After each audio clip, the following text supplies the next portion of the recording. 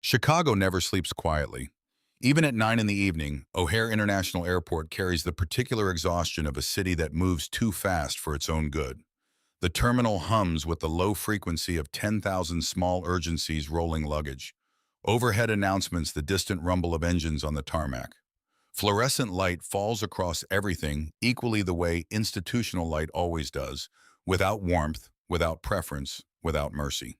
Gate B14 sits at the far end of Concourse B, past the overpriced sandwich shops and the charging stations where businessmen lean against walls staring at their phones like they contain the answers to questions nobody asked. The gate itself is unremarkable. Rows of connected plastic seats, a large window facing the tarmac, a boarding desk flanked by two monitors, and the particular brand of controlled chaos that defines a Tuesday night departure in November. The departure screen reads "On time" in bright blue letters. It has read "On time" for the past 20 minutes, even though everyone in the gate area understands the flight is running late. UA Flight 412, Chicago O'Hare to JFK, New York. Scheduled departure, 9 p.m., is sitting at the end of the jet bridge, with its doors still open and its captain increasingly unhappy. The passengers know it. The gate agents know it. The screen does not care. Brenda Kowalski has worked Gate B14, or gates very much like it, for 12 years. She knows the rhythms of delay the way a sailor knows weather, not from charts, but from the body, from something felt before it is named. She knows the precise moment when impatience becomes complaint, when complaint becomes confrontation, and when confrontation becomes the kind of incident that ends up in a supervisor's report the following morning. She has learned to move slightly faster in those moments, to smile slightly wider, to keep her voice at exactly the pitch that communicates competence without warmth, efficiency without invitation. Tonight she is moving at that pace already. Her uniform is pressed, her dark hair pulled back with practiced neatness, her reading glasses perched at the end of her nose in a way that suggests she is always half a second from needing them. She works the boarding desk with the focused rhythm of someone who has done this thousands of times: passport open, scan, glance, return next, and the line moves because she makes it move, because her efficiency is the only engine currently running at Gate B14. Behind her, the second monitor shows the current boarding list. Business class first, then Sky Priority, then the general population, sorted into groups that most passengers pretend not to resent. The priority lane is already filling. Expensive coats, rolling carry-ons with brand names worn like credentials, the particular posture of people accustomed to being first. Brenda calls it without looking up. Business class and Sky Priority passengers may now board. Business class and Sky Priority. The line forms almost immediately, the way it always does, with the quiet competitive urgency of people who have paid for the right not to wait and intend to exercise it fully. A man in a charcoal suit steps forward first, already holding his boarding pass at the ready. Behind him, a woman in her 60s adjusts her carry-on with the practiced movement of someone who has done this commute dozens of times. A younger man in a linen jacket speaks into his phone while walking, assuming the gate agent will adapt to him rather than the other way around. Brenda adapts. She always does. She is midway through the fourth passenger, a heavy-set man with a connecting flight to London who wants to discuss lounge access at JFK in considerable detail when she first sees the boy. He is standing near the back of the priority lane, which is itself unusual. Priority passengers do not stand near the back. They position themselves at the front sometimes before the lane opens, because waiting is a thing they have paid to avoid. The boy has not done this. He simply appeared in the line quietly and without announcement, the way children sometimes appear in places where adults were not expecting them. He is small. That is the first thing. Small even by the standards of 10-year-olds, with narrow shoulders and a build that makes the backpack he carries look almost comically oversized. The backpack is dark blue, worn at the corners with a small patch of lighter color on one strap, where the fabric has been rubbed smooth by use. His hoodie is gray, or was gray once. Now it carries the particular softness of a garment that has been washed many times, that has become comfortable enough to be trusted. His jeans are dark. His sneakers are white, or mostly white, with the honest scuffs of actual use, rather than the deliberate distressing that passes for fashion. He is black. He is young. He is alone. He is not looking at his phone. He is not fidgeting. He is not doing any of the things that children do when they are nervous or bored or uncertain. He is simply standing in the priority lane with his hands resting lightly on the straps of his backpack, watching the aircraft through the gate windows with an expression of complete and unsettling calm. Not the performed calm of a child trying to appear older than he is. Something more settled than that. Something that comes from a place deeper than performance. Brenda notices him the way you notice something that does not fit, not with alarm, not yet, but with the small friction of a pattern interrupted. She finishes with the London man manages his lounge access question with 3 sentences and moves to the next passenger. But something in her attention has shifted. It is sitting now in the corner of her awareness like a pebble in a shoe, small but impossible to ignore entirely. 2 passengers later, he reaches the desk. He steps forward and places his documents on the counter. Not nervously, not with the eager helpfulness of a child trying to prove something. He simply places them down flat and neat and looks at her with dark eyes that are quiet in a way she cannot immediately categorize. Patient, watchful, the eyes of someone who has learned to observe before concluding. Brenda picks up the boarding pass automatically. She reads it automatically. Then she stops. Business class, seat 3A, Chicago to JFK. The name reads M. Webb in capital letters across the top. She looks at the boy. She looks at the boarding pass. She looks at the boy again. This boarding pass is for business class, she says. She does not mean it as an accusation. She will tell herself later that she does not mean it as an accusation. But the sentence comes out with a particular emphasis for business class that positions the boarding pass somewhere the boy is not. He nods once, a single small unhurried movement. Yes, ma'am. His voice is calm, lower than she expected with a steadiness that does not belong to nervousness or performance. It is simply the voice of someone stating a fact that does not require elaboration, that has never required elaboration, that is simply true. The way all facts are true completely without needing anyone's agreement. Brenda opens the passport. American, valid. The photograph matches the face in front of her. The date of birth is correct. She does a rapid mental calculation, the kind that happens without deciding to do it, and confirms what she already suspected 10 years old. She glances over his shoulder behind him, past him to the larger gate area. She is looking for a parent, for an adult of any kind, for someone who should be here and is not. There is no one. Where are your parents? They're meeting me in New York. He says it simply, not rehearsed, not defensive, simply. The way a person states something true that has been true for a while that requires no qualification because it is merely fact. Brenda leans back slightly from the desk. The line behind him has slowed. She is aware of it the way you are always aware of a line slowing with the peripheral guilt of someone whose job is to keep things moving. You're traveling alone. Yes. Who checked you in? A driver dropped me off. I checked in at the kiosk. The line behind him has not resumed moving.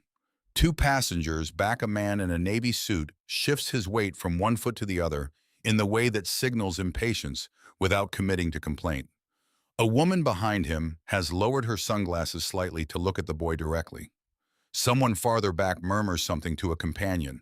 The sound is too low for Brenda to catch the words, but the tone is legible, even at a distance. She lowers her voice. Not all the way, but enough to suggest she is doing the boy a courtesy. How old are you, Mom? 10. The word lands in the small space between them. Brenda presses her lips together. She looks at the ticket again. Fully paid. Business class. No system flag, no fraud alert, no issue of any kind that the computer has chosen to identify.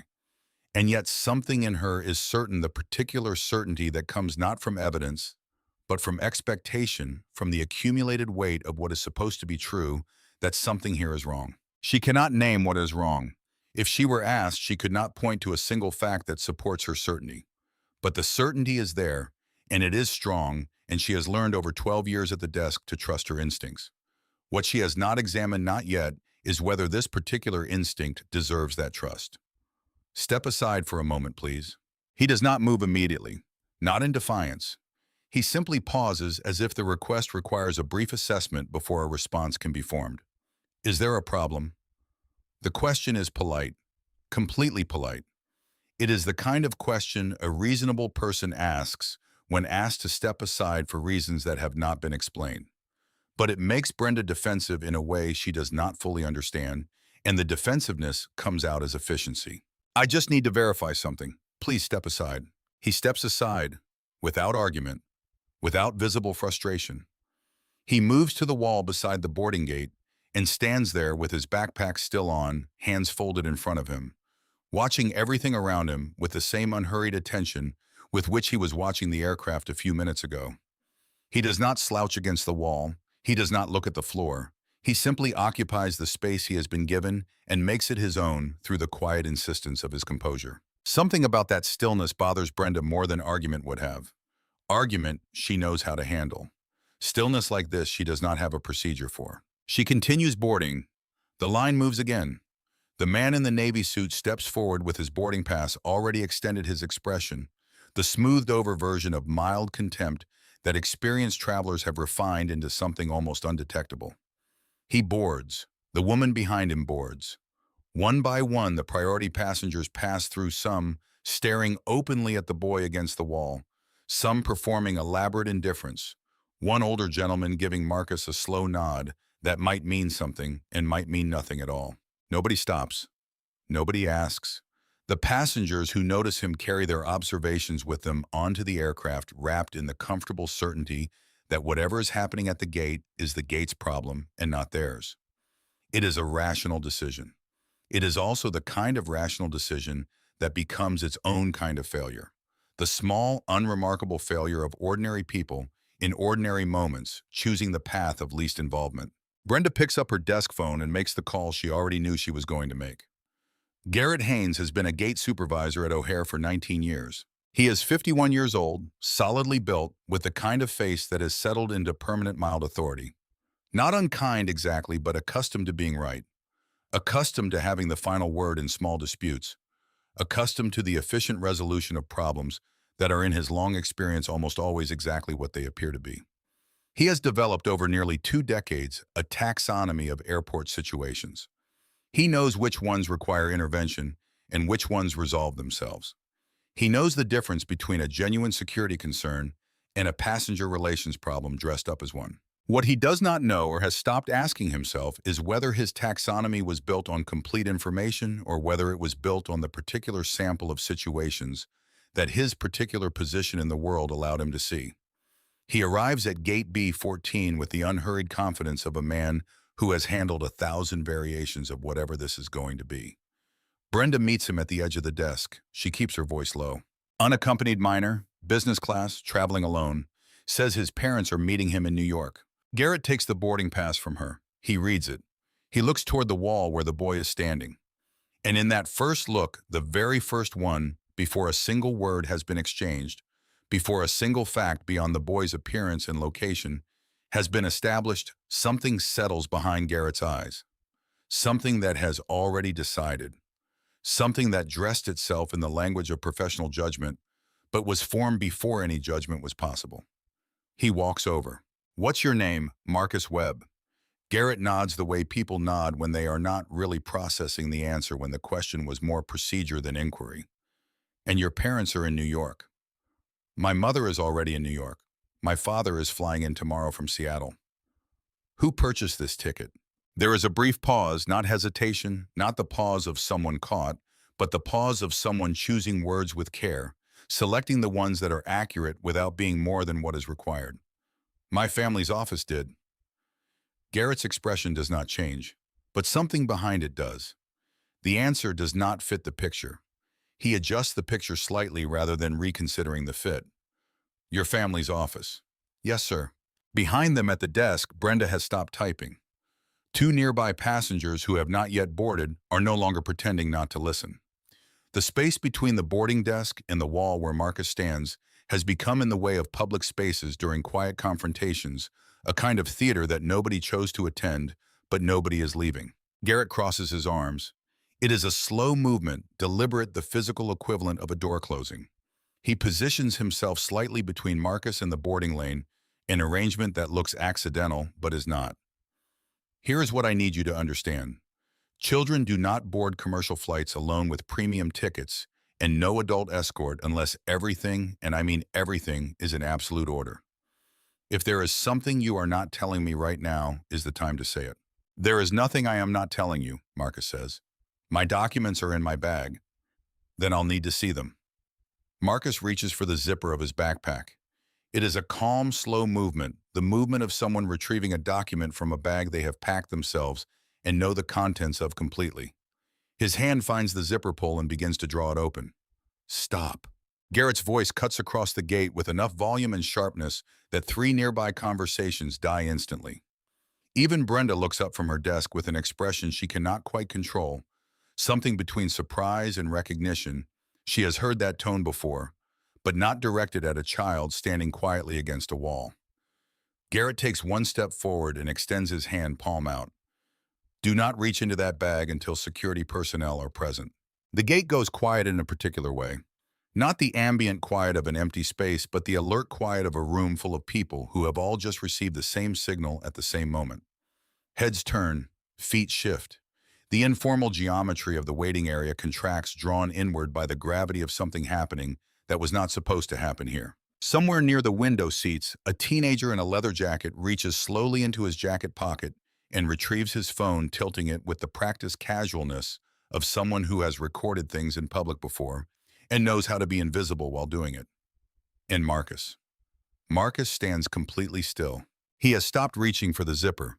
His hand rests now at his side, exactly where Garrett's command placed it, as if the command itself had weight, and that weight had settled on him. His face has not changed into fear. It has not changed into anger.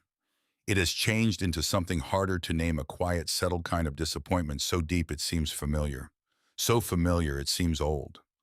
The disappointment of someone who has been here before in some version of this exact place and had allowed himself the private luxury of hoping this time would be different. He looks at Garrett for a long moment. The look contains nothing aggressive. It contains no plea for understanding. It is simply the look of a child absorbing a reality that adults around him have created and that he now has to live inside of, at least for the time being. Then he removes his hand from the zipper entirely and lets both arms rest at his sides. All right, he says. 2 words. Quiet. No protest, no explanation, no appeal to fairness or logic or the evidence of his own legitimacy. Just all right. The teenager near the window has not put his phone down. The gate area rearranges itself in the way spaces rearrange when something worth watching has begun. Passengers who are reading put down their books. Passengers who were scrolling through their phones tilt them face down on their laps and turn their attention to the boy by the wall.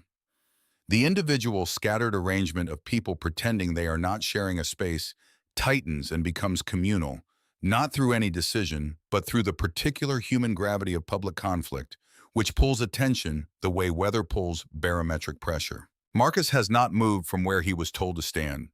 He is against the wall 3 feet from the boarding gate with his backpack on and his hands at his sides. He is watching the aircraft through the window.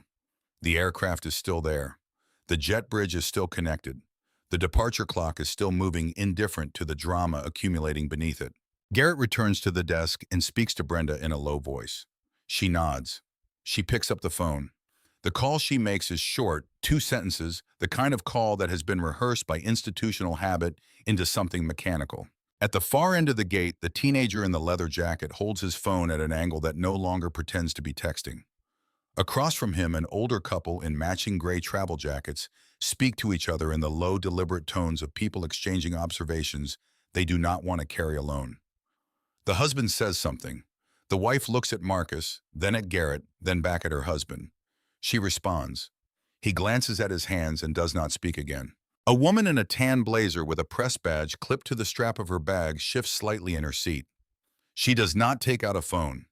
She simply adjusts her position so that she has a clear and unobstructed line of sight to both Marcus and the boarding desk, and she watches with the particular quality of attention that belongs to people who are paid to notice things and have learned to do so without announcing themselves. Brenda puts down the phone. She turns back to the boarding desk and resumes processing the remaining business class passengers, but her movements have lost their rhythm.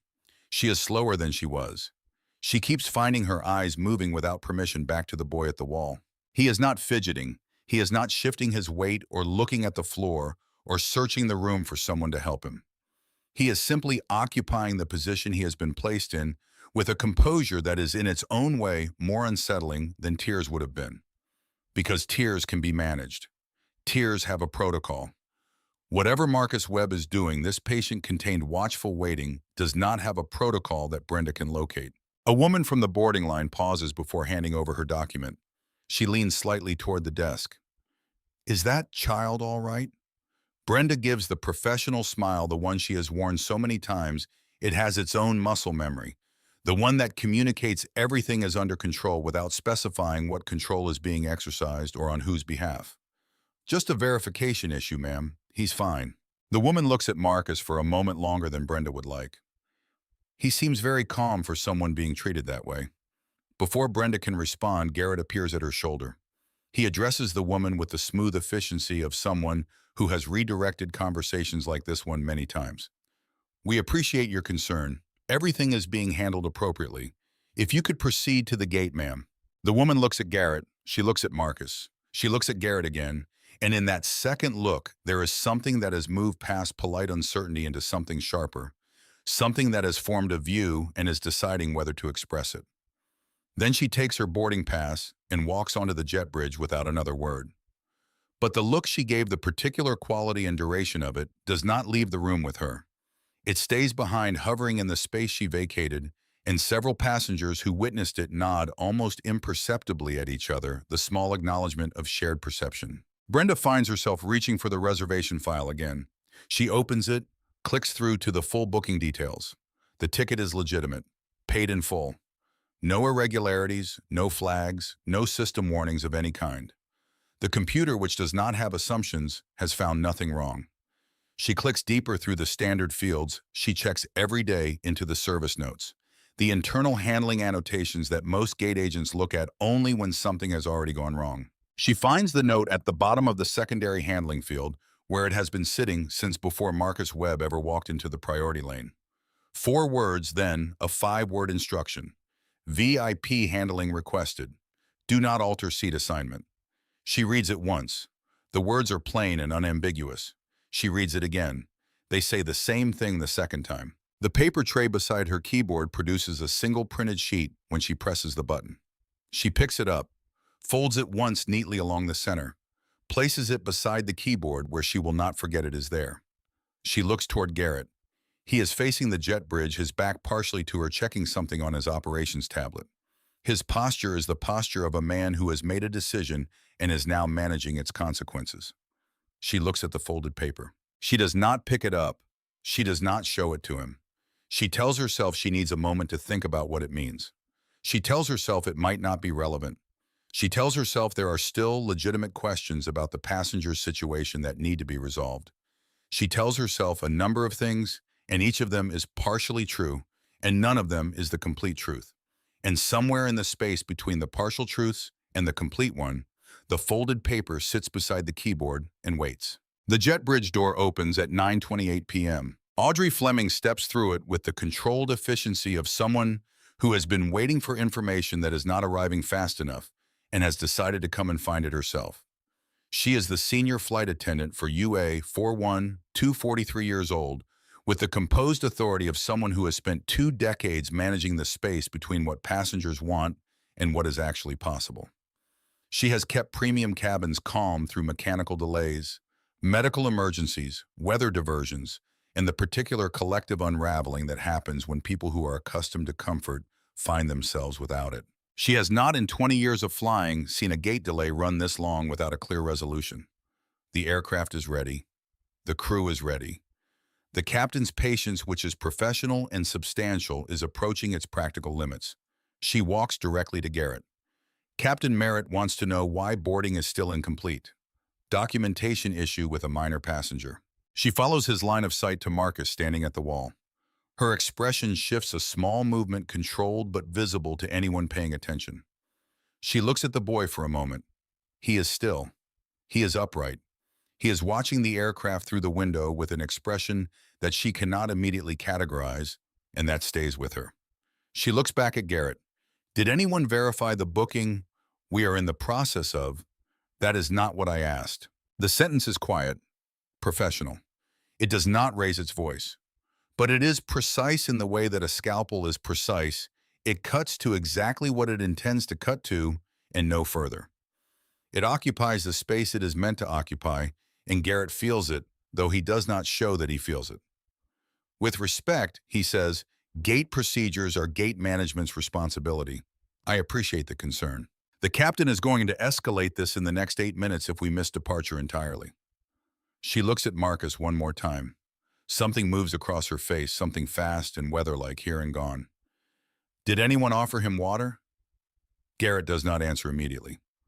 Audrey turns and walks back toward the jet bridge without waiting for the answer. She pauses at the door.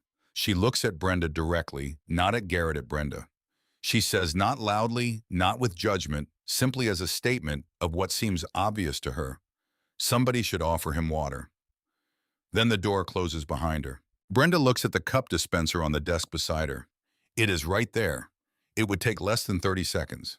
She is aware of how simple it would be, and she is aware of Garrett's position in the room, and she is aware of the particular institutional dynamic that makes junior staff hesitate before visibly contradicting a supervisor's unspoken position in front of passengers and colleagues. She looks at the folded paper beside the keyboard. She does not move toward the cup dispenser. The two security officers arrive at 9:31 p.m. Officer Leonard Okafor comes through the gate area entrance first. He is 54 years old, broad-shouldered, with close-cropped gray at his temples, and eyes that move through a room with the unhurried thoroughness of someone who has learned that what matters is rarely what announces itself.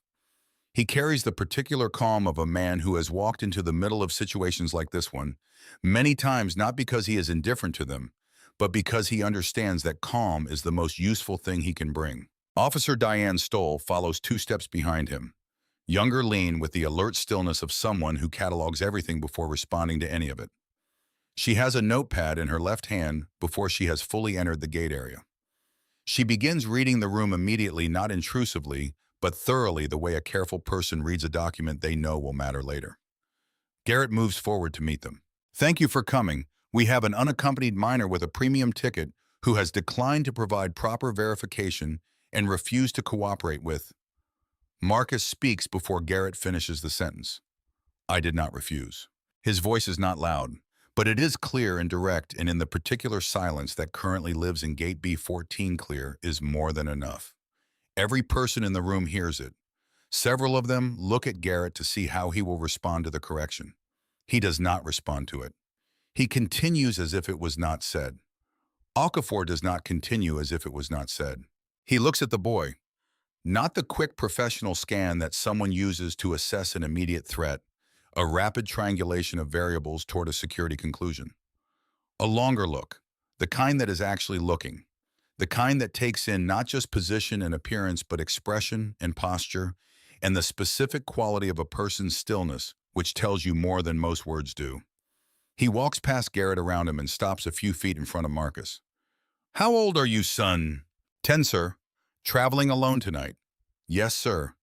Do you have identification? My passport is with them. Marcus nods toward the boarding desk, a small economical gesture. Okafor holds his hand out toward Garrett without turning around. There is something in the angle of the gesture, the patience in it, that is not quite a command, but is also not quite a request.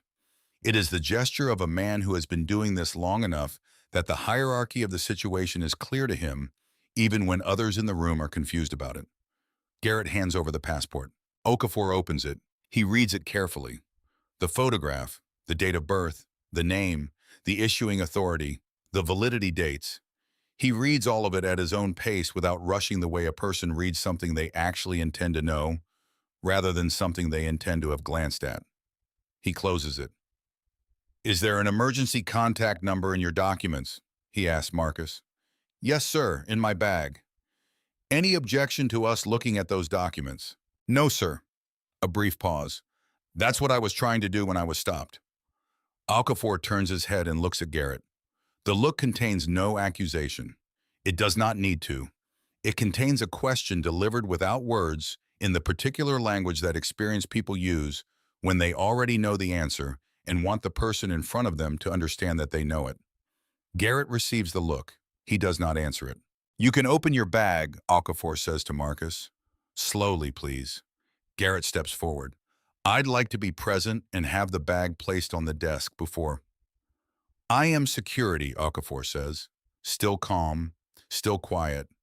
but with a precision in it that makes the sentence more substantial than its 4 words would suggest. Each word sits where it is placed and does not move.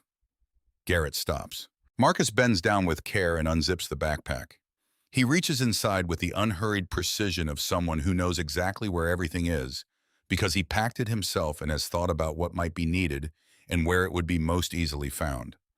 He removes a slim leather folder. He stands back up and holds it out to Okafor.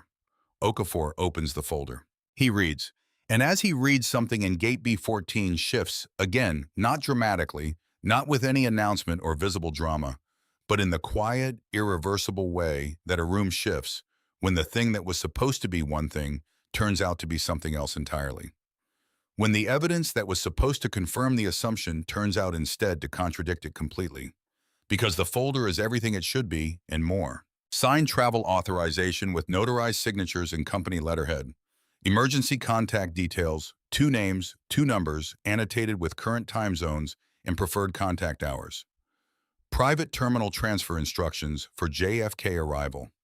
Airline handling codes. A secondary letter from the family's legal office confirming independent travel arrangements and waiving escort requirements. Every document in its proper place, properly executed, properly organized by someone who knew exactly what would be needed and made sure it was there. Officer Stoll leans in slightly and reads over Okafor's shoulder. She straightens. She looks once at Garrett, not a long look, not an unkind one, just a look. The precise duration of a look that says, I understand now what happened here, and I am marking it. Garrett stares at the folder in Okafor's hands. He stares at it the way a man stares at something that has just told him something he did not want to know. And somewhere in the honest part of him, the part that 19 years of institutional habit has compressed but not entirely extinguished, he begins to understand that the problem at Gate B14 was never the boy. It was the moment before the first question. The moment when a 10-year-old in a gray hoodie stepped into the priority boarding lane and Garrett looked at him. That specific moment, the one before procedure, before documentation, before anything that could legitimately be called professional judgment. The moment in which something decided without any evidence, without any fact, without any legitimate basis that this child was in the wrong place. That moment. That is where the problem began. And everything that happened after it, every question asked, every delay imposed, every escalation made, was built on the foundation of that moment, which was not a professional judgment at all. It was something older and more personal than a professional judgment. Something that had worn the clothing of professional judgment for so long that Garrett had stopped noticing the difference. Okafor hands the folder back to Marcus. He does it the way you return something valuable to its owner, carefully, directly, without making the return into a performance of generosity. Simply, this is yours, here it is. Marcus takes it, puts it back in his bag, zips the bag closed with the same unhurried care with which he had opened it. He stands up straight again. Outside the window, under the cold November floodlights, UA Flight 412 sits waiting. The jet bridge is still connected. The departure clock reads 9:34 p.m. 34 minutes past scheduled departure. The gate is still open. The delay is still growing, accumulating costs that are financial and reputational, and human, adding to themselves the way delays always do when the thing causing them is not yet resolved. And Marcus Webb stands against the wall of Gate B14 with his backpack on and his leather folder under his arm, watching the aircraft the same way he has been watching it since he was told to step aside. With the patient, settled calm of someone who has always known that the aircraft is his, that his seat is waiting, and that all he has to do is wait for the people around him to arrive at the same conclusion. Behind him, Brenda looks at the folded paper beside her keyboard. At the boarding desk, the phone begins to ring. The phone rang 4 times before Brenda picked it up. She already knew, in the way that people who have worked long enough in institutional systems develop a kind of atmospheric awareness about incoming information, that this call was not going to simplify the next hour. There was something in the timing of it arriving exactly as Okafor finished reading the folder, exactly as the silence in Gate B14 was settling into a new and more uncomfortable shape that felt less like coincidence and more like the first tremor of something larger working its way to the surface. She picked up the receiver, listened. Her face changed in the small, controlled way that faces change when the information arriving is worse than expected, but not entirely surprising. She said yes twice and no once, And then she said she understood, and then she replaced the receiver with the careful motion of someone buying themselves 2 additional seconds before having to act on what they have just been told. She did not look at Garrett immediately. She looked at the folded paper beside her keyboard instead. The single printed sheet she had produced more than 20 minutes ago and had not shown to anyone. The one with 4 words and a 5-word instruction that had been sitting in the reservation file since before Marcus Webb ever stepped into the priority boarding lane. She had folded it and placed it and told herself she was waiting for the right moment. She picked it up now, unfolded it with the slow deliberateness of someone choosing honesty over the ongoing convenience of postponement. She looked at Garrett. He was still standing near the center of the gate in the position he had occupied since security arrived between Marcus and the boarding desk. The position of authority, managing a situation, a position that was becoming harder to maintain with each passing minute, as the situation made increasingly clear that his authority in this case had been exercised incorrectly. His arms were crossed, his jaw was set, but something in his eyes was beginning to do the arithmetic that the rest of him was not yet ready to do openly. "Corporate called," Brenda said. Her voice was quiet, professional, stripped to the bare structure of information delivery. "They're asking why a passenger flagged for priority executive handling is currently under a security review at the gate." Garrett looked at her. "They used the word flagged," she said. She set the folded paper on the desk between them, not handed it to him, placed it. The way you place evidence when you want it to speak for itself. He read it where it was from where he stood without picking it up. The reading took less than 5 seconds. 4 words, 5 words. Simple and unambiguous. The language of a system that had tried to tell someone something and had not been listened to. The silence that followed lasted nearly 10 seconds. In the context of a busy airport gate, 10 seconds of complete silence is a long time. In that silence, the teenager near the window maintained his phone angle with the careful neutrality of someone aware that how he holds it matters. Officer Stoll made a note in her pad without looking up. Okafor stood beside Marcus, not close enough to crowd him, not far enough to leave him alone in the stance of a man who has decided that his presence in this specific location is the most useful thing he can offer right now. The couple in matching travel jackets had stopped whispering entirely. Garrett picked up the folded paper. "Read it once more. Set it back down." "Why didn't you show me this earlier?" he said. Brenda met his eyes. "I found it after you called security." It was true. Technically, precisely, completely true in its individual components. It was also in place beside everything else that had happened in the gate, since she found it a truth that coexisted with other truths in a way that did not reflect well on any of them. Everyone who heard it understood that, including Brenda. The particular quality of her stillness as she said it made that understanding visible. Garrett turned away from the desk. At 9:38 p.m., Audrey Fleming came back through the jet bridge door. She moved with the compressed efficiency of someone carrying a message from someone who does not typically need to send messages twice. She had the focused expression of a crew member who has crossed the line from professional concern into institutional urgency and is not planning to turn back. "Captain Merritt is on his second call with operations," she said, directing the words at Garrett with the directness of someone who has decided that ambiguity is no longer useful. "We've lost the original departure slot. There's a rescheduled window at 9:55 if we board completely in the next 12 minutes. After that, it becomes an operations-level decision, and nobody at this gate is going to enjoy being part of that conversation." She paused. She looked at Marcus at the wall. She looked at the security officers. She looked at the folded paper that was now visible on the desk between Brenda and the empty space where Garrett had been standing. Audrey Fleming had been flying long enough to read a gate the way a diagnostician reads a patient.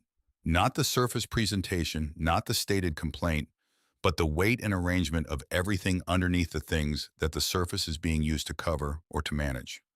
And what she read at Gate B14 in this moment was not a security situation. It was not a documentation irregularity. It was not an unaccompanied minor concern. It was a mistake that had been given the uniform of procedure, a mistake that was now standing in the middle of a departure gate on a Tuesday night in November, growing more expensive and more public with each minute that passed, because the people responsible for it had not yet found a way to step back from it without the stepping back itself becoming the visible center of the story. She walked to the cup dispenser beside the boarding desk. She filled a paper cup with water. She carried it across the gate to where Marcus was standing and set it on the empty seat beside him, not handing it to him as if he were fragile, not making it a performance of kindness, just placing it there, the way you put something within reach of someone who might want it, leaving the wanting up to them. She stood beside him for a moment. "You've been very patient," she said. It was not a compliment exactly. It was an observation, the acknowledgement of something she had noticed and thought deserved to be named. Marcus looked at the cup, then at her. "Thank you. Are you hungry? We have. Just the water is fine." She nodded. She stayed where she was for another moment, not because she had more to say, but because the act of staying, the simple, visible act of remaining beside him in a room where everyone else had kept moving, carried its own meaning. Sometimes presence is the only available form of decency, and choosing it is still a choice. "My mother says airports show you who people really are," Marcus said. He was looking at the aircraft again when he said it, not at Audrey. Looking at the aircraft through the window the way he had been looking at it since this started, steadily, without urgency, like someone watching for something they know is coming, rather than hoping for something they are not certain of. Audrey had no answer for that. She was not sure one existed. She gave him a small nod, more to herself than to him, and walked back toward the jet bridge. The door closed quietly behind her. The water sat on the seat beside Marcus. He picked it up after a moment and held it in both hands without drinking. Just held it. The holding was its own kind of anchor. Okafor waited until the gate had resettled, until the residual motion of Audrey's departure had stilled, and the room had found its new arrangement before he did it. He reached into his jacket pocket without announcement, without looking at Garrett, without making the gesture into anything more than what it was. He removed his personal cell phone and held it out toward Marcus. "You can make a call," he said. "Take whatever time you need." Garrett turned from where he was standing. "We're still in the middle of a verification process, and I don't think it's appropriate to." "He has the right to contact someone." Okafor's voice did not change pitch or temperature. It remained exactly what it had been: calm, direct, unhurried. "That's not a procedural question. That's a basic question." The two men looked at each other. Not a confrontation exactly. More like two fundamentally different understandings of the same situation occupying the same room, and finding when they finally came close enough to examine each other that they had nothing to negotiate. Garrett said nothing further. Marcus took the phone. He held it carefully with both hands and dialed from memory. No searching, no hesitation, no consulting of a saved contact. The number was simply there, the way the numbers of people who matter to you become part of the body rather than a stored piece of data. He turned slightly away from the center of the room. Not hiding, just creating a small envelope of private air in a space that had very little of it left. The call connected almost immediately. The passengers nearby could not hear the other side of the conversation. What they could hear was one side of it, the low measured cadence of a 10-year-old conducting a conversation with a composure that belonged to someone significantly older. They heard him say "it's me" in the tone that assumes recognition rather than requesting it. They heard him say yes still at the gate as confirmation. They heard him say "no, I'm all right" in a way that carried more weight than the literal meaning of the words. And then they heard the thing that changed the quality of attention in the gate completely, that stopped conversations and lowered phones and caused Officer Stoll to pause with her pen above her notepad. They heard him say "no, don't call yet." A pause. "Let them fix it themselves first." Another pause longer than the first. I know that, but I want to see if they can." His voice was the same throughout, the same temperature, the same pace, the same quality of settled attention. Not performing strength for an audience, not managing his composure for his own protection.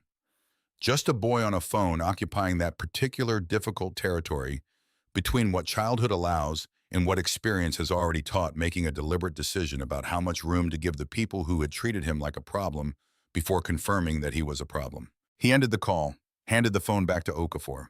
"Thank you, sir." Okafor took the phone and pocketed it without comment. But he looked at Marcus for a moment with something in his expression that was not surprise. It was beyond surprise, because surprise implies an expectation that has been violated. And what Okafor felt was something closer to recognition. The recognition of someone who has encountered, in a place he did not expect, and in a form he had not anticipated, something worth the full weight of his attention. Officer Stoll had stopped writing in her notepad. Near the window, the teenager with the phone had lowered it by about half an inch without appearing to notice he had done it. He was looking at Marcus now instead of through the lens of his camera, and the looking was different from recording. It was simply looking. The woman with the press badge had gone very still. Garrett stood near the desk with his arms no longer crossed. He had not uncrossed them deliberately, they had simply fallen to his sides at some point during Marcus's phone call, as if the physical posture of certainty had become too heavy to maintain. He was looking at a point somewhere between the desk and the far wall, his face doing the quiet interior work of a man revising something he had invested in being certain about. Brenda looked at her hands, then at the folded paper on the desk, then at Marcus. She thought about the note she had printed and folded and not shown anyone. She thought about all the small moments between finding it and now in which she could have said something and had chosen each time not to. Each of those moments had seemed individually defensible. Together, laid end to end, they made something she did not want to look at directly. The gate phone rang again at 9:46 p.m. Brenda answered. This time her face changed with less control. The information arriving moved too fast for the professional management of expression. She said, "Yes, he is," and then one moment, and she held the receiver toward Garrett. He took it. For the next 90 seconds, Garrett Haynes stood at the boarding desk of Gate B14 and listened. His posture changed in stages, first the shoulders, which lost some of their set, then the jaw, which shifted, then the area around his eyes, which acquired the specific contained tension of a man receiving information he cannot process privately because he is doing it in public. He said, "Yes, sir," twice, and "I understand" once, and each time he said it, his voice was slightly different from the time before. He put the phone down. He stood there without speaking for a moment. Brenda waited. She had learned over 12 years when to ask and when to wait, and this was a waiting moment. Corporate operations transferred the call to senior oversight, Garrett said. He spoke carefully the way a person speaks when they are choosing words not for their rhetorical effect, but for their technical accuracy, because accuracy is all that is left. They are asking why a passenger with executive protection classification is currently being held at the gate under a security review. He looked at the phone without picking it up.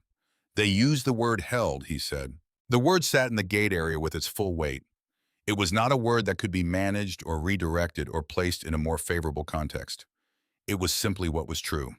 A 10-year-old boy with valid documents and a valid ticket and every right to board his flight was being held at a gate.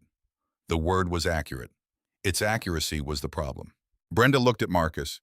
He was sitting now in the chair beside the paper cup of water, which he had set down on the seat next to him. He was watching the tarmac through the window with the same expression he had worn since the beginning. Patient, still the expression of someone watching a process work its way to its conclusion, and having made peace long before the process began with whatever conclusion it would reach. Officer Stoll leaned toward Okafor and said something low. He nodded once, a small, contained agreement. The teenager near the window had finally put his phone fully down.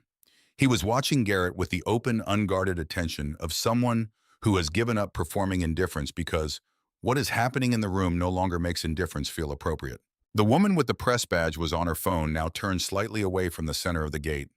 Her free hand moved across a small notepad balanced on her knee, writing quickly in the compressed shorthand of someone capturing something before it changes shape. Garrett turned from the desk and walked across the gate toward Marcus. His pace was measured the pace of a man trying to project control over a situation in which his control has been significantly diminished, and knowing in the way that experienced people know things, even when they do not want to, that the projection is no longer convincing anyone. He stopped in front of Marcus. He looked at the boy, and for the first time since he had arrived at Gate B14 and looked at a child standing in a priority boarding lane and made a decision before he asked a single question. Garrett Haynes looked at Marcus Webb without the filter of what he had already decided.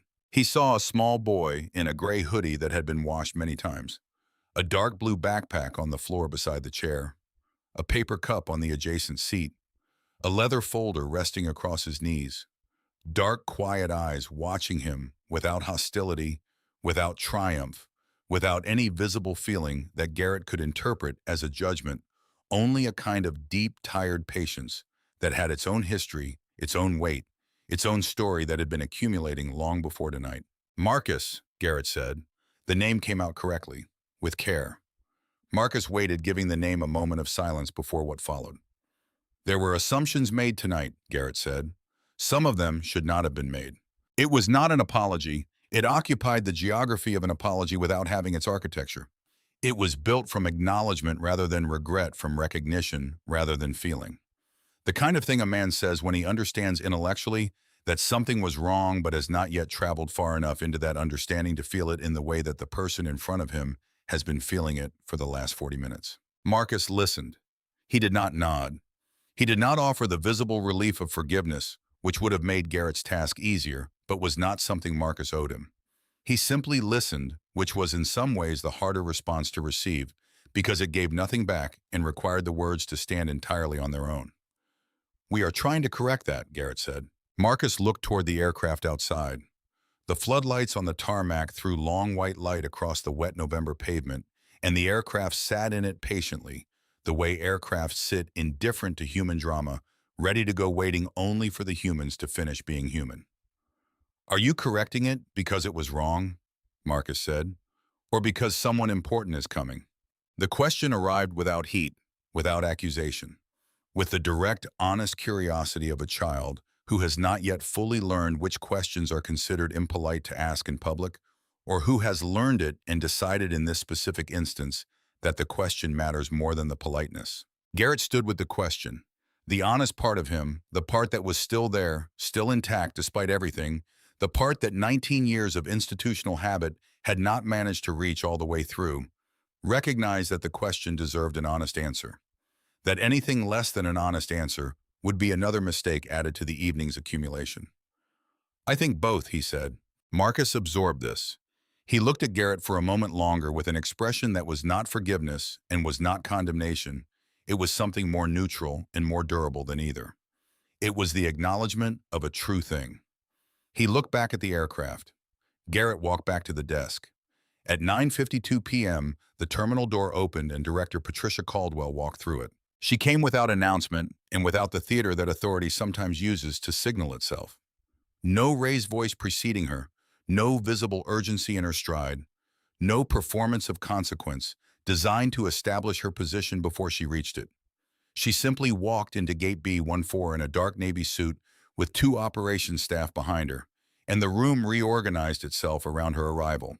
The way rooms reorganize when someone enters who does not need to announce their own importance because it announces itself. She was 55 years old with the composed steadiness of someone who had spent most of her professional life arriving after mistakes had been made, arriving to assess them without the luxury of having been present when they were smaller and more easily corrected. She had run airport operations for 7 years. She had seen this shape of error before.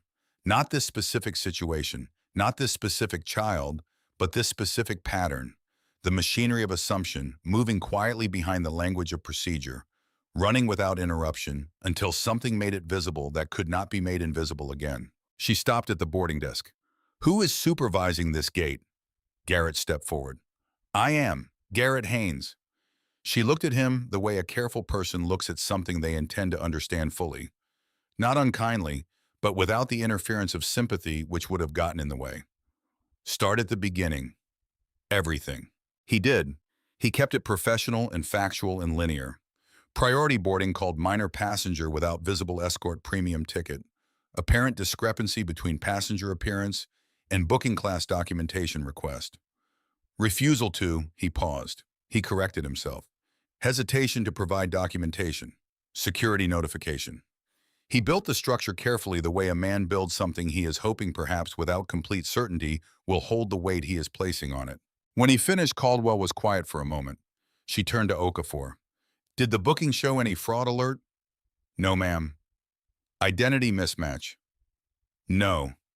"Security flag of any kind?" "No." She turned to Brenda. "Was there a special handling note in the reservation?" Brenda looked at the folded paper on the desk. "Yes." "When did you find it?" The pause before Brenda's answer lasted exactly as long as it needed to in order to be honest. "Before security arrived." Caldwell received this without visible reaction. She allowed the silence that followed it to do what silence does when it follows an honest answer. Expand outward, fill the available space. Make the thing that was said more present than if she had immediately responded to it. Then she turned and walked toward Marcus. Every person in gate B14 watched her cross it. The remaining passengers, the security officers, Garrett, Brenda. They watched her walk toward the boy against the wall because something in the quality of her movement made clear that whatever was about to happen was the most consequential thing that had happened in the gate this evening, and everything before it had been preparation. She stopped in front of him. Marcus looked up. "Mr. Webb," she said. Not son, not young man, not the boy or the minor or any of the categorical diminishments that the evening had offered. Mr. Webb. His name, his full name, the name on his boarding pass and his passport, and the notarized letter in his leather folder. Said clearly with precision in the hearing of everyone present, as if it were the only thing to call him, and had always been the only thing, as if any other way of addressing him had never been a real option. Marcus stood. He rose with the careful, deliberate movement of someone who has been sitting for a long time and is choosing to stand, choosing to meet this moment upright. Caldwell held his gaze. "I'm Patricia Caldwell. I'm the director of operations for this airport. I'm sorry for what's happened tonight." Marcus looked at her for a moment with those quiet, measuring eyes. He did not rush to accept the apology. He did not perform gratitude, which would have made her task easier and would have cost him something he had not agreed to spend. He received it the way you receive something you were owed, with the particular combination of relief and dignity that comes from being given what you deserved without having had to argue for it. "Were you treated appropriately?" she asked. He thought about it, visibly unhurriedly thought about it. The kind of consideration that takes a question seriously enough to actually consider it rather than producing the first available response. "I was treated according to what people assumed I was," he said. The sentence moved through the gate the way certain sentences move, not loudly, not dramatically, but with a directionality that is impossible to stop once it begins. It found every person in the room and arrived at each of them slightly differently. At Garrett, it arrived like a formal finding. At Brenda, it arrived like something seen in a mirror that you cannot unsee. At the passengers who had watched without intervening, it arrived like a question that would travel with them out of the airport and into the days that followed. Caldwell nodded once. She received the sentence the way she received evidence, without argument, without softening as a fact to be documented and carried into whatever came next. "I understand," she said. Marcus looked at her steadily. "I think you do." Caldwell moved back to the desk and asked Brenda to open the full reservation history, the deep access screen, the one with timestamps and internal routing and authorization logs, and the complete record of every handling decision from the moment the ticket was purchased to the moment Marcus stepped into the boarding lane. Brenda opened it. They both read. The notes were there as they had always been, but beneath the VIP handling note, visible only in the complete access screen, the one that required a deliberate decision to go deeper, to treat the file as something that deserved more than a surface reading. There was a second line that standard gate access did not display without specific navigation. It read, "Client escort declined by family request. Passenger travels independently per executive security protocol. Do not interfere with standard access." Brenda read it twice, then once more. The words did not change. They said what they said. They had always said it. From the moment the reservation was created, the system had contained this information, patient and unambiguous, available to anyone who chose to look for it. Nobody had chosen to look for it, not until now. "Who reviewed this reservation before boarding opened?"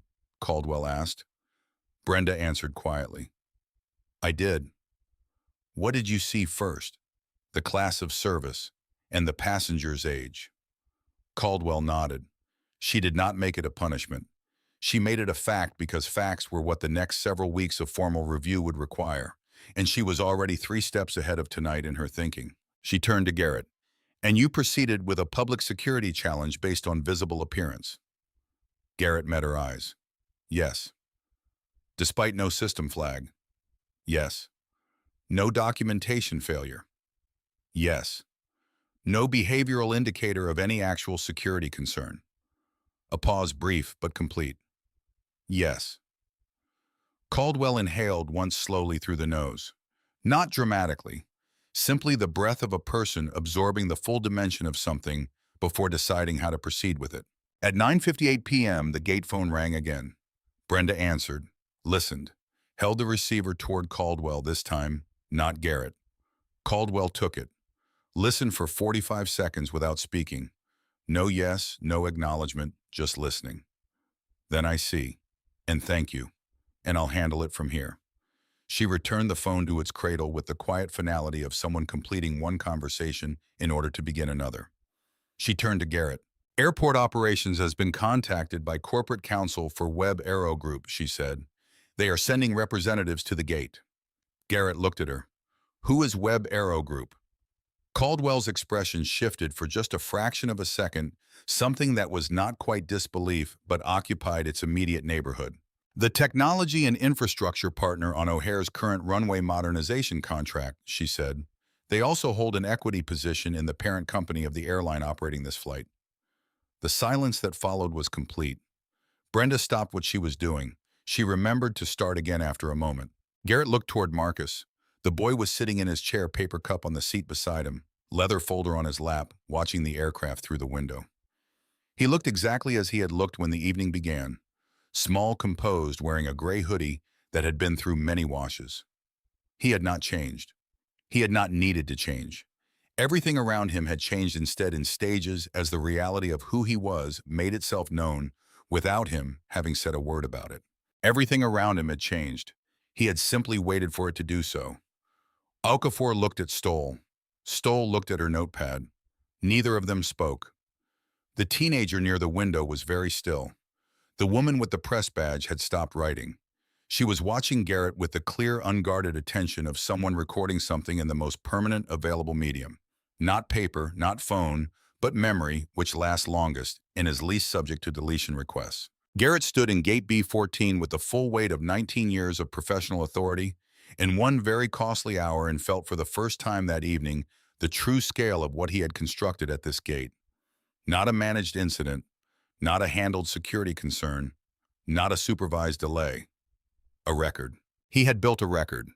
Every person who had watched every phone that had filmed every word spoken clearly enough to carry across a quiet room.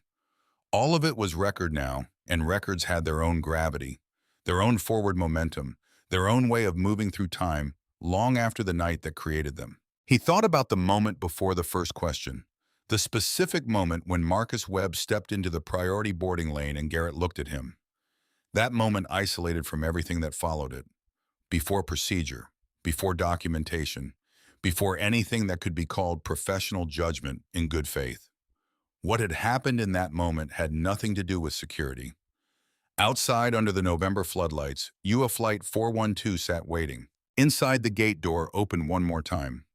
Warren Hargrove and attorney Lisa Farrow walked through it, and the room shifted again, finally completely, in the direction of the reckoning that had been moving toward Gate B14 since a 10-year-old boy in a worn gray hoodie placed his documents on a counter and said without elaboration or complaint, "Yes, ma'am."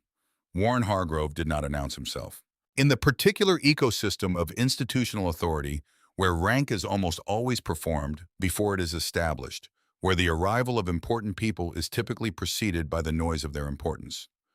Warren Hargrove walked through the gate door at Gate B14 at 10:03 p.m. and made no sound at all beyond his footsteps on the terminal floor. He was 63 years old with the lean, unhurried build of a man who had spent 4 decades in rooms where patience was a more durable instrument than volume. His coat was plain black wool, his shirt white, no tie. No visible credential, no name badge, no assistant walking ahead to prepare the way. He carried nothing except a quality of attention that when it arrived in a room, people felt before they could explain why they felt it. Attorney Lisa Farrow followed 2 steps behind him, late 40s, composed with a legal folder under one arm, in the particular stillness of someone whose professional purpose is to watch other people talk, measure what is said against what is true, and write down the difference with precision. She had the kind of careful composure that takes years to develop and never quite looks entirely comfortable, because it is not designed for comfort, it is designed for accuracy. Hargrove walked past the boarding desk without stopping. He passed Caldwell with a brief nod that contained its own complete sentence. "I see you, we will speak, but not yet." He walked directly across Gate B14 to where Marcus Webb was sitting in the chair beside the window with his paper cup of water in his leather folder and the aircraft sitting in the floodlights beyond the glass. He stopped in front of him. Marcus looked up. "Are you all right?" Hargrove said. No preamble, no positioning of himself within the hierarchy of the room, no introduction. Just the question, direct, genuine, asked first, because it was the most important question, and that was where important questions belonged. Marcus stood. He rose the way he had been doing everything this evening, carefully, without hurry, with the deliberateness of someone who treats each action as worth doing correctly. Yes, Mr. Hargrove. Hargrove studied him the way a doctor studies a patient when they are looking past the stated complaint toward the actual condition. Not rushing the assessment, taking the time to see what was actually there rather than what the surface was presenting. Then he nodded, a single slow movement of satisfaction. Were you left alone through this? Yes. Were you frightened? Marcus considered the question, really considered it, giving it the full weight of his attention before forming an answer. No, I was tired. Something moved across Hargrove's face. Not sentiment exactly, because sentiment was too soft a word for it. Something older. Recognition, perhaps. The recognition of a man who had spent 63 years learning how the world worked and had just encountered in a departure gate on a Tuesday night a 10-year-old who already understood a substantial portion of it through his own experience rather than through anyone else's explanation. He turned.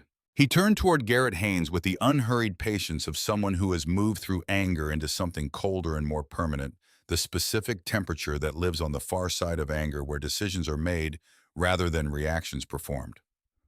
You're the supervisor. Garrett straightened. Yes, sir. Garrett Haynes.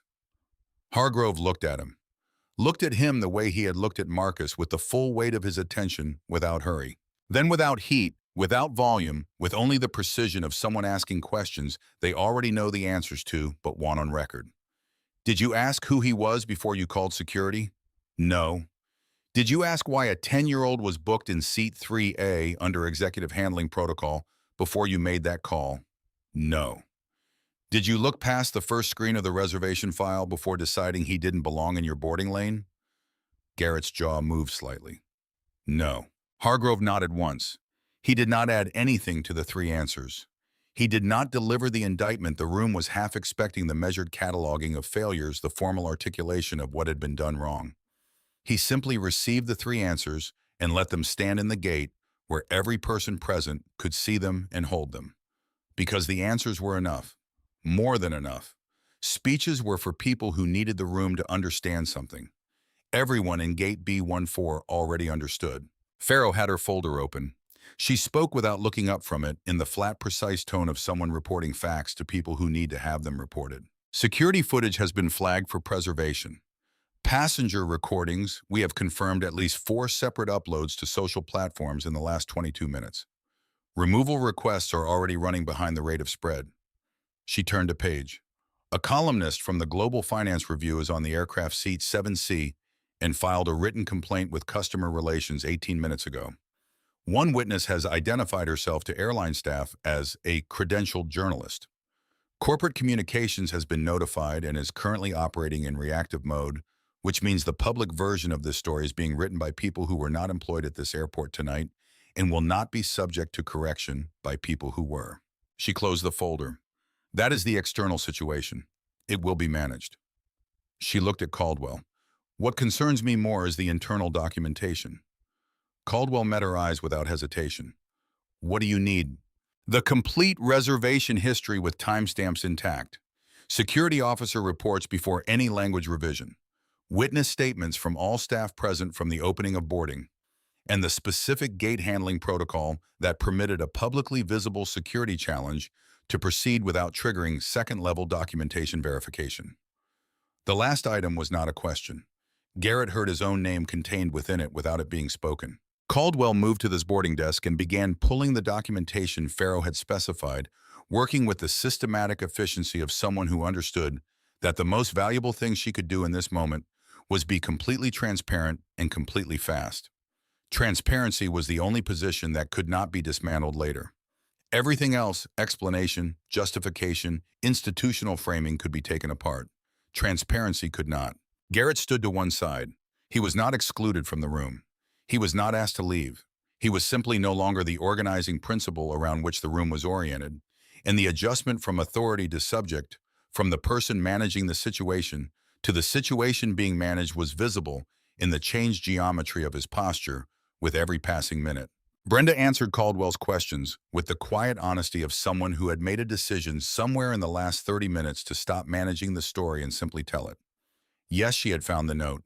Yes, before security arrived. Yes, she had printed it. Yes, she had not shown it to Garrett.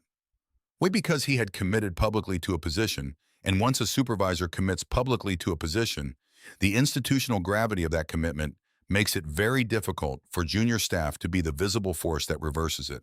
She said all of this clearly and in order without softening the parts that reflected poorly on herself, because the truth had its own shape, and softening parts of it changed the shape into something that was no longer entirely true. Farrow wrote it down. Okafor gave his account next sequential, precise strip of anything that was not factual. He noted the time of his arrival, the completeness of the documentation in Marcus's folder, the fact that the passenger had been actively prevented from producing that documentation before security was called. He noted this last fact once without emphasis and without editorial. He did not need emphasis. The fact carried its own weight. Stoll's account matched his in every verifiable particular. When the accounts were complete, Farrow closed her folder. Formal discrimination review through compliance, she said. Operational delay assessment and premium passenger handling violations as separate filings. Managerial conduct investigation. Gate supervisory discretion suspended pending outcome. She paused. That last item is protective in the first instance, protective of the process and of the airport's position. It is not punitive at this stage. Garrett received each item. He did not argue, did not explain, did not make the case for himself that he might once have made confidently. He had run out of the particular fuel that makes arguments possible, the conviction that you are right. Without that conviction, argument is just noise. He was not willing to produce noise. Caldwell turned to him. You will write a full incident report before you leave tonight. Not a summary, a complete account in chronological sequence without institutional language. What you saw, what you assumed, what you decided, in what order. She paused. Write it as if the person reading it will know the difference between a fact and a justification, because they will. Garrett looked at her steadily. Yes, he said, nothing else. He walked to the far end of the desk, took the operations tablet, sat down, and opened a blank incident form. He looked at the empty first field for a long moment. Then he began. Hargrove came back to Marcus. He settled into the chair beside him, the way you settle beside someone you intend to actually talk with, not positioned to deliver information, not angled to manage a situation, just beside him. Two people in adjacent seats at the same level, looking at the same window. Most of the remaining passengers had boarded. The jet bridge door was still open. Captain Merritt had been informed through channels that Caldwell had personally activated that resolution was imminent, and imminence had been delivered with enough authority that he had agreed to wait without further escalation. Hargrove looked at the aircraft beyond the glass. You asked us not to call right away, he said. Yes. Why? Marcus held the paper cup in both hands. He had been holding it intermittently for the last 40 minutes, not always drinking from it, just holding. The holding had been its own quiet anchor through the evening. He looked at the cup for a moment before he answered. I wanted to see if they would fix it themselves. And? Hargrove asked. A pause. Honest in its brevity, honest in its refusal to reach for a more comfortable answer than the true one. They fixed it when you arrived, Marcus said. Not before. Hargrove received this without visible reaction. He looked at the aircraft. Does that disappoint you? Marcus thought about it. He gave the question what it deserved, real consideration, the kind that takes long enough to be visible, the kind that produces an answer that is genuinely the answer, rather than the first available approximation of one. It tells me something, he said finally. I'm not sure if it disappoints me yet. I need to think about it more. What does it tell you? Marcus looked around gate B14. He looked at Garrett at the far end of the desk writing.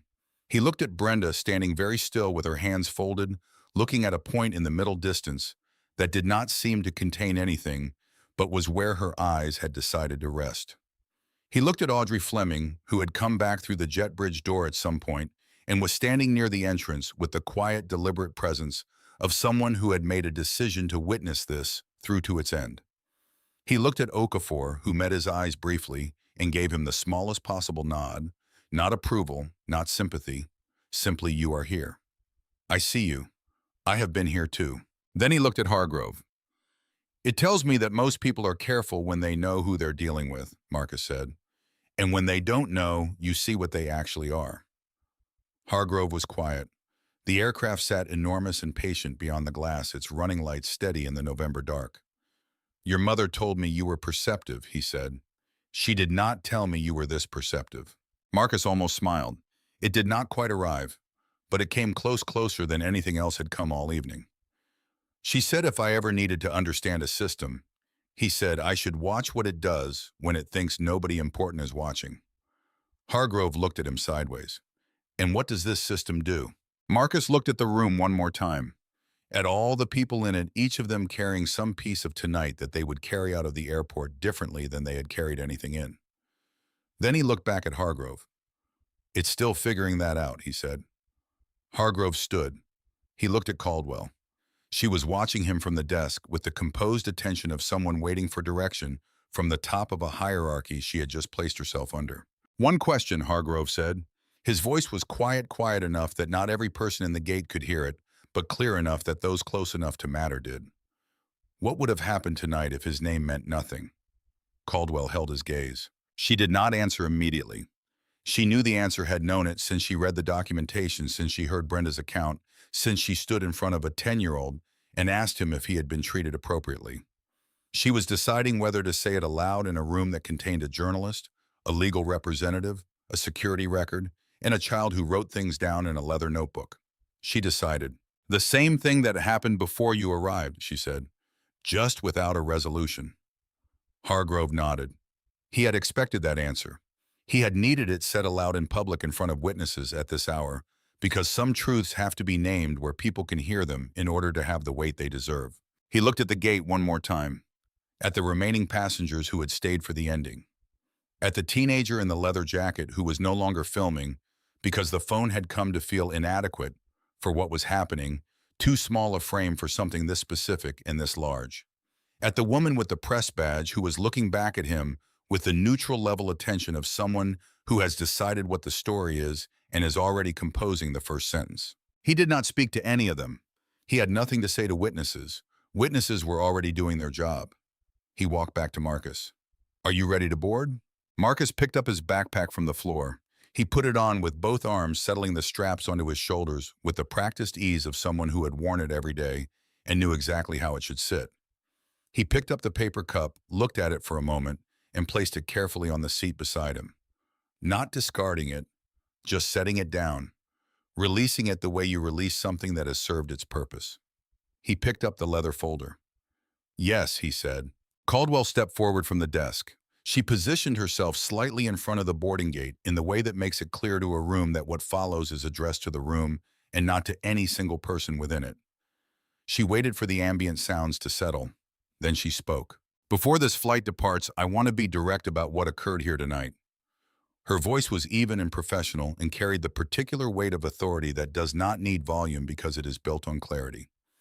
A passenger with valid documentation, valid identification, and a valid booking was subjected to a public verification process that was initiated based on appearance rather than evidence. That is a failure of procedure and a failure of judgment. It will be reviewed formally, completely, and without institutional softening. She paused. I am sorry for what Mr. Webb experienced at this gate tonight. I am sorry it happened here. I am sorry it took this long to correct. The gate was absolutely silent. Not the tense silence of things unresolved.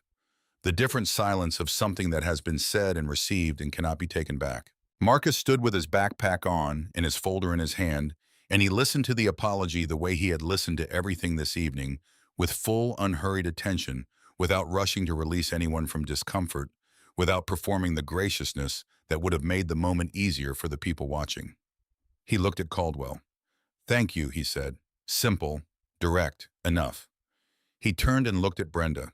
Brenda was looking at him with an expression she was no longer trying to manage. The professional neutrality was gone, not stripped away by force, but simply no longer sustainable. What was underneath it was complicated in the way that real feeling is always more complicated than the presentations of feeling, not simple guilt, not simple shame, but the specific difficult compound that results from seeing yourself clearly in a moment. You cannot change from understanding what you did and why you did it and having to continue standing in the room where it happened. Marcus looked at her for a moment.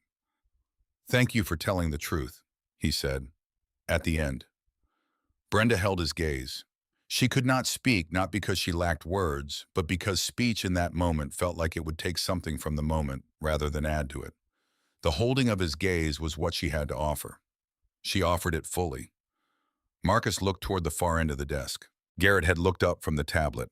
He had heard Caldwell's statement, heard Marcus's response to Brenda, and was now sitting with the tablet on his knee and his hand still watching Marcus with an expression that was the most honest thing he had displayed all evening.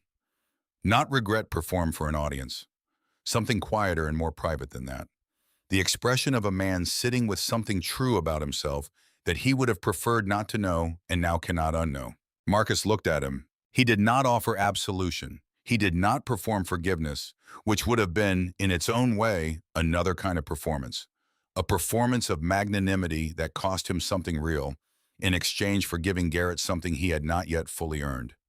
He simply looked at him the way you look at someone when you want them to understand that you have seen the complete version of them, not just tonight's version, and that the seeing has been honest, that it will stay honest. That honesty is the only thing you are offering and the only thing worth offering. Then he looked at Okafor. Okafor was standing near the gate entrance, hands at his sides, face carrying the contained expression of a man who has spent a long career being the most decent version of his institution available in any given room, and who has made the particular peace that comes from accepting that this role is often lonely and always necessary. Marcus walked toward him. He stopped a few feet away. "Thank you for the phone call," he said. Okafor looked at him directly.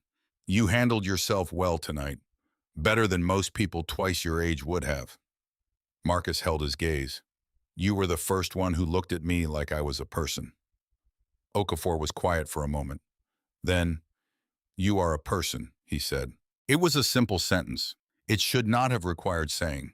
The fact that it did, the fact that it carried the weight it carried in that moment in that room after that evening, was the complete summary of everything that had happened at Gate B14 between 9:05 and 10:08 p.m. Every failure, every assumption, every procedural escalation, every moment of public silence from the people who watched and said nothing. All of it contained in the weight of that sentence and what it meant that the sentence needed to be said. Marcus nodded once. He turned toward the jet bridge. Audrey Fleming was standing at the door. She had returned a third time quietly at some point during the final proceedings and had positioned herself at the jet bridge entrance without inserting herself into the formal process. She was simply there, present in the way that she had decided from the moment she carried a cup of water across a departure gate that she was going to be present for this until it was finished. She held the door open. Marcus walked toward her. When he reached the door, he paused. "Seat 3A, she said. "Left side window. The crew know you're boarding." He nodded. "Thank you," he said, "for the water." She looked at him with an expression that was completely unguarded, the professional composure of 20 years set aside in the way you set aside a tool when the work it was built for is not the work that matters. "I should have done more," she said, not as self-flagellation, as a fact she had arrived at and was willing to say aloud. Marcus looked at her for a moment. "You brought water," he said, "in a room full of people deciding what I was. You just brought water." He touched the door frame briefly with one hand. A small gesture, the kind that does not announce its meaning because its meaning is between the two people involved and does not require announcement. Then he walked through the door. The jet bridge was quiet. Its light was the flat, functional light of purely transitional spaces, not warm, not cold, the in-between of a corridor designed to move people from one place to another, and nothing else. Marcus walked through it at his own pace. Backpack settled on his shoulders. Leather folder under his arm. Footsteps steady and unhurried on the textured floor. He did not look back. Not because there was nothing worth looking back at. Not because the last hour had left nothing that needed time and thought. But because this moment was for forward movement, for the simple, deliberate act of walking toward what had always been true, toward the thing that no amount of delay or challenge or public misidentification had ever actually changed his seat on his flight.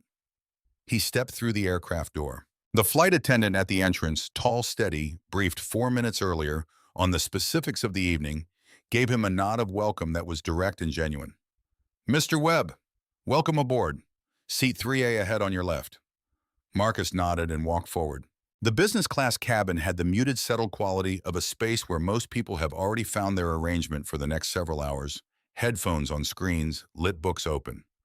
The columnist in seat 7C glanced up as Marcus passed, and then returned to her screen with the expression of someone who has a great deal to write and is already composing. The passenger in 4A watched him over reading glasses, then returned to his book. Seat 3A. Window. Left side. The seat with the best angle for watching the ground fall away. Marcus placed his backpack in the overhead bin with the careful economy of movement that comes from practice. He closed the bin, settled into the seat, adjusted the armrest. He looked out the window.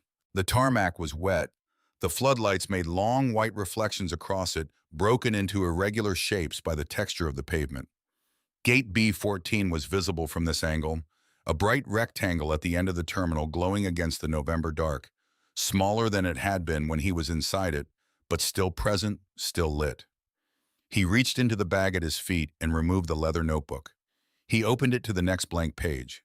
He uncapped his pen. At the top of the page, he wrote the date, November, Chicago. Below it, UA 412. Below that, in the careful, deliberate handwriting of a child who had been taught that precision was its own form of respect, Gate B14. He paused. He looked out the window. The jet bridge was retracting now, pulling back from the aircraft with the slow mechanical certainty of a process that has been started and will complete itself. The ground crew moved in the floodlight below, small figures doing the methodical work that makes departure possible, indifferent to everything that had happened inside the terminal glass tonight and still doing what needed to be done. Marcus looked back at the blank space beneath his notes. He thought for a moment, a real moment, not the quick pause before a ready answer, but the longer pause before a considered one. Then he wrote one sentence beneath the date and the flight number and the name of the gate. He wrote it in the same careful hand, giving each word its proper space. He capped his pen. He closed the notebook. He looked out the window and watched Gate B14 through the glass until the aircraft began to push back and the gate slowly disappeared behind the turning angle of the aircraft's nose. And then he watched the runway instead, long parallel lines of blue and white lights extending into the November dark, marking the path forward. In Gate B14, the silence after boarding was different from all the other silences of the evening. The earlier silences had been dense with things not yet resolved, things not yet said, things hovering at the edge of consequence. This silence was cleaner. Not comfortable. Some of what had happened in the gate would remain uncomfortable for a long time for different people in different ways. But clean in the specific way that honesty produces cleanliness. The way a room feels after a true thing has been said and received and not taken back. Garrett sat at the far end of the desk with the completed incident report on the tablet before him. He had written it the way Caldwell had specified in sequence, without institutional softening, without the careful language that turns human failures into procedural anomalies and personal assumptions into policy gaps. He had written what he saw and what he assumed and what he decided and in what order, and reading it back had been uncomfortable in a way that told him he had written it honestly. He pressed submit. The report filed at 10:18 p.m. He sat with the empty tablet for a moment. Through the gate window, a Flight 412 had reached the runway. He could see its lights at the far end of the tarmac, the white of the nose, the red and green of the wingtips, the steady pulse of the beacon. The aircraft paused at the threshold with the particular stillness of something gathering itself. Then it accelerated. The lights moved slowly at first, then with gathering speed until they were running bright along the dark runway, and then the angle changed and the lights lifted, and the aircraft rose into the November night with the particular powerful elegance of something enormous, becoming briefly light, and the sound of it came through the terminal glass a half-second after the image, low and sustained and already fading, already belonging to the sky. Garrett watched it until it disappeared into the dark above the city. He sat for a moment after it was gone. Then he looked at the blank screen of the tablet in his hands and thought about a moment, a specific moment, simple and unremarkable, that had happened more than an hour ago. A 10-year-old boy stepping into a priority boarding lane. A look that had already decided something before a single fact was in evidence. That moment, He would think about it for a long time after tonight. He would think about it in the days that followed, in the formal review proceedings, in the conversations with compliance officers and HR representatives, and his own conscience, at hours when the institutional language fell away and left only what was true. He would think about it not because he was required to, but because it was the kind of moment that once you have seen it clearly, does not allow itself to be forgotten. Brenda was still at her station completing the closeout documentation that followed every departure. Her movements were correct. Her process was intact. The procedure continued as procedures continue, indifferent to the condition of the person executing it. But the person executing it was not the same person who had opened the priority boarding lane hours earlier. She was aware of the difference with every action, the way you are aware of a change in the quality of light not locatable exactly but present and impossible to pretend isn't there. Caldwell gathered her files. She paused at the desk before leaving. She looked at Garrett, then at Brenda. She let the look settle. "The formal review will take several weeks," she said. "Compliance will contact both of you in the morning." She paused. "In the meantime, there is something I want to be clear about." They waited. "This is not about one family," she said. "It is not about Web Aero Group or corporate contracts or which names produce which responses in which rooms.